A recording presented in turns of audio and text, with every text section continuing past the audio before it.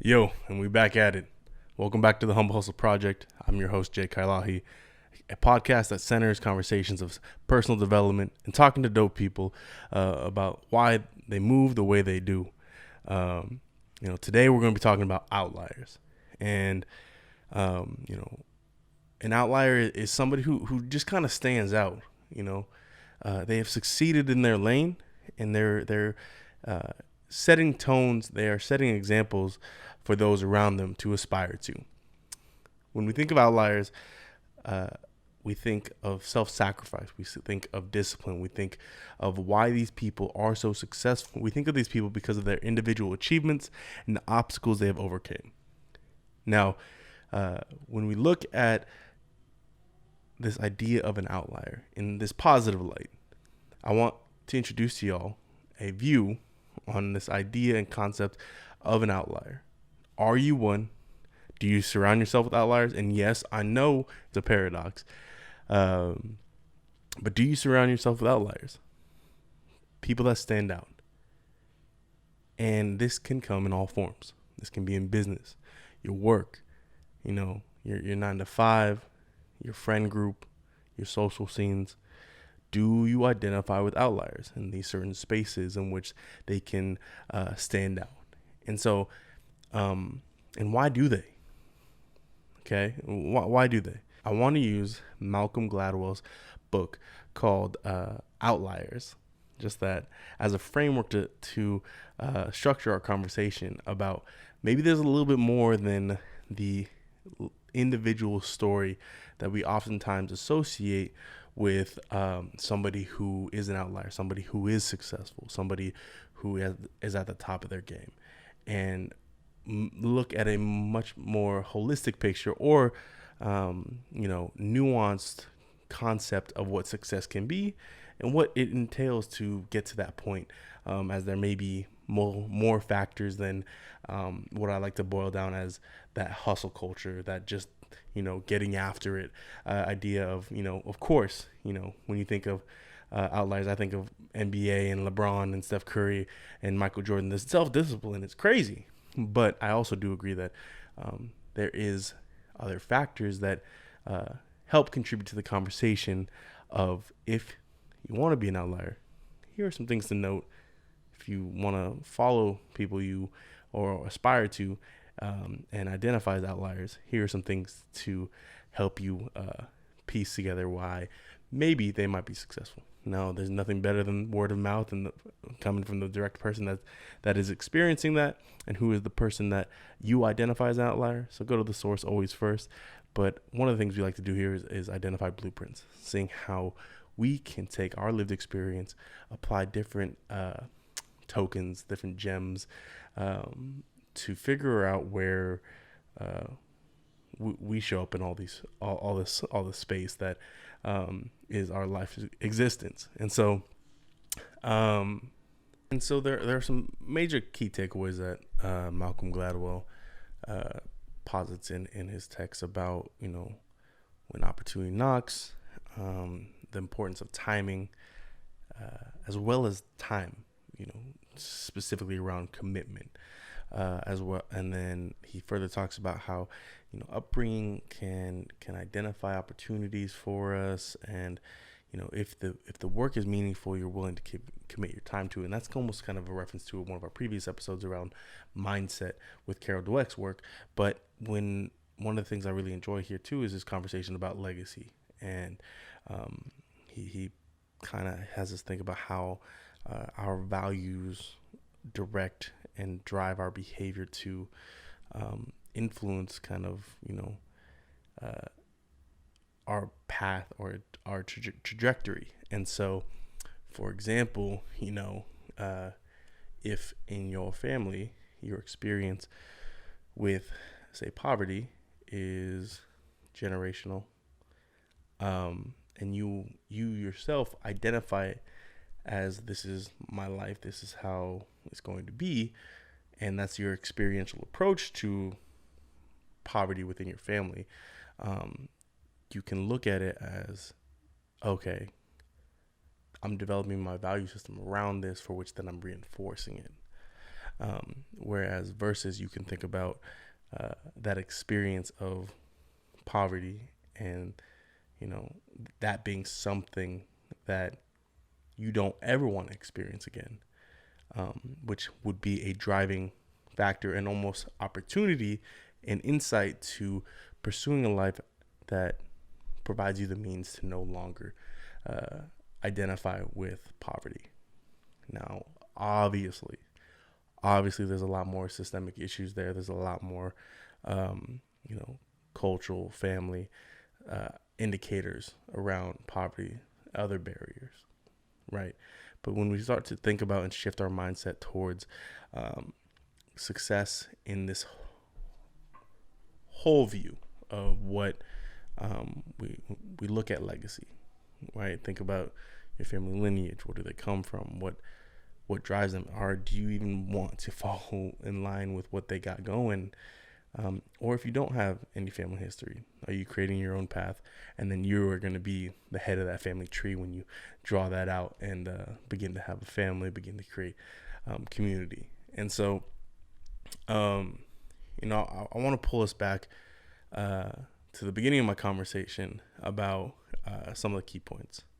And so when Malcolm Gladwell talks about his example of 10,000 hours will make you an expert. This is something that people reference all the time, that 10,000 hours is going to make you an expert. I don't know if it's 10,000 hours. I don't know if it's 100,000 hours. I don't know how many years it is. I don't know what qualifies you as an expert. I do know that it's the amount of time that you give that begins to have your resume speak for itself. That your consistent contribution with intention and focus around, your craft, your career, your lane, will automatically show itself with time. Even as I talk to you today, I look at this podcast and I look at number one, my episode number one, and I'm just, didn't like it. And I'm crafting this podcast as we go. But I knew what the first step was, that I needed to get it out there, and I needed to get obsessive with this podcast. And I cannot tell you how many clubhouse rooms I'm sitting in learning about podcasts, how to monetize, how to scale, how to get guests, how to talk about this stuff. And I'm just sitting here in my room trying to launch a brand that I believe and podcast that I believe will drive great value for people. We're talking about how there's different forms of success, and that it isn't just the hustle culture that people make it out to be. Seriously, like if I could drive home one of the main things with this podcast is that the Humble Hustle Project wants you to look at hustle in a very different light. It's not the Boy Scouts badge to look at me, I'm on my grind. You don't get a badge for posting, oh, I'm up at 3 a.m. where's everybody at? Or you don't get a badge for posting your gym pic because you out here grinding and getting your fitness on. You don't get a badge for all these little things that I feel like are like checklists off of what we talk about when we think about hustle culture. I think it's a lot more inward conversation when it comes to hustle. And that may groove with you, that may not. You can take it or leave it. But really, when you engage with this hustle culture, when you engage with this facade of competition, who are you competing with? That's great inward talk for yourself. I do it all the time when I'm in the gym, when I'm talking to myself. But again, be realistic with yourself. Who are you competing with? It's probably just going to be you. So, and I want to talk about this idea of finding meaningful work. And this is a theme that Malcolm brings up in his book about, outliers. I think the greats, for example, when we look at Michael Jordan and you watch The Last Dance, it was a lot bigger than him. You know, we look at meaningful work is a very subjective, concept. Is it meaningful to you? And so when I talk about how, if you find your work meaningful, it's likely that you're going to work crazy hard for it. And so, and I can only use myself as an example because I don't want to speak too much on others that aren't here to talk about it. But, as I'm creating this podcast, I'm obsessing. I'm thinking about every which way I can move to reach out to y'all, create community, and drive engagement. Do I know anything about social media metrics? Do I know anything about how to create a online community? Do I know anything about those things when it comes to media production formally? No. I bought a bunch of equipment. You've seen this mic before. But when it comes to Outliers, I think, you do have that. If you feel it is meaningful work, man, you won't care if it's, again, a few listeners or hundreds of thousands. Commit it fully and your tribe will come. And I'm looking forward to reflecting back on these couple first episodes as I'm building this tribe with y'all, about where it was at its infancy, and what episodes will look like in the future, right? So thinking about that legacy, if this isn't a space that you originally come from, if this putting yourself out there in public spaces or public forums like this isn't what is normally valued in your family dynamic, or where you come from, people might look at you a little bit different. They might not really understand, why you're doing it. They might think, ooh, you're going out there in public and talking, and people might be thinking you're talking out the side of your mouth. So, you might want to be careful with that. But I think for me, it's always about passion, intent, and making sure that if you don't understand me, let's find a way where we can find common ground. And even if you don't agree with me, at least you understand where I'm coming from. And so that's one of the things where we do with, when you find your lane, when you find a passion of yours, not everybody has to agree with you, but hopefully people can understand where you're coming from. And so another topic I want to touch upon with Malcolm Gladwell's concept of being an outlier is this idea of timing. It's pretty simple. It's basically a little bit of luck, right? Now let's be realistic here. I think the outliers of our life and the people we identify as outliers move with some pretty explicit intention. But there's always a combination of right time, right moment, right now. And so when we think about how time contributes to this whole basket of what success can look like, as an outlier, we look at it from the lens that it just, you gotta help identify with yourself the compounding pressures around you that are culminating up into what I would consider perfect timing, right? And so for me, when I'm in education, I'm identifying, okay, here's some of the legislation that's been passed. Here are some of the special funded programs. Here's where the funding's coming from, understanding how they're all colliding together and where you can find your lane in between to help serve, and making sure that you can do what you want to do within the parameters that are provided you, at least me, for that lane. Some of us create our own parameters, depending on whether we're running our own business or, doing our own passion projects.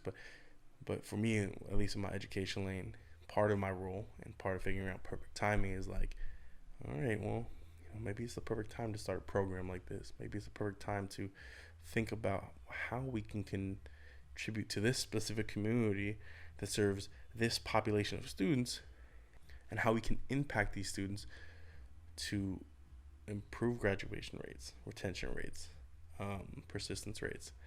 And so for me, that's a huge part. I think I want to make sure our kids are getting through school, and if they don't go to college, it's not the end all be all, but making sure there's paths, there's lanes, there's different options they have.